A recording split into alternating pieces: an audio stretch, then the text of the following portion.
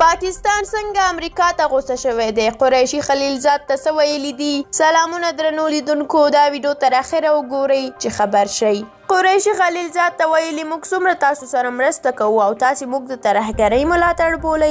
پاکستان امریکایي چارواکو ته ویلي چې د ترهګرۍ په وړاندې مبارزه کې د پاکستاني حکومت پر هڅو سترګې پټوي. د پاکستان د بهرنیو چارو وزیر محمود قریشي د افغان سولې په تړاو له زلمي خلیلزاد سره کتلي دي. په دې لیدنه کې قریشي ویلي چې پاکستان د ترهګرۍ پر ضد مبارزه کړې ده، خو د امریکا د بهرنیو چارو وزارت په راپور کې پاکستان لا هم د ترهګرو ملاتړ بلل شوی دی.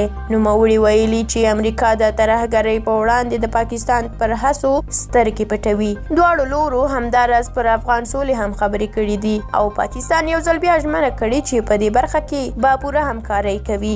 د امریکا د بهرنیو چارو وزارت ویلي و چې پاکستان لا هم د نړیوالو ترهګرو ډلو ملاتړ دی.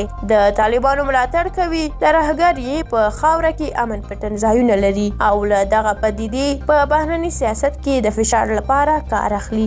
درنو لیدونکو، ډیره مننه چې دا ویډیو تر اخره ولیدله. که دا ویډیو مو خوښه شوې وي لایک یې کړئ. که د محمود قریشي د دې خبرو په اړه تاسو هم کوم نظر لرئ زموږ سره د کومنټ په برخه کې شریک کړئ. تر بیا او بلې ویډیو الله مو مل شه. ښه وخت ولرئ.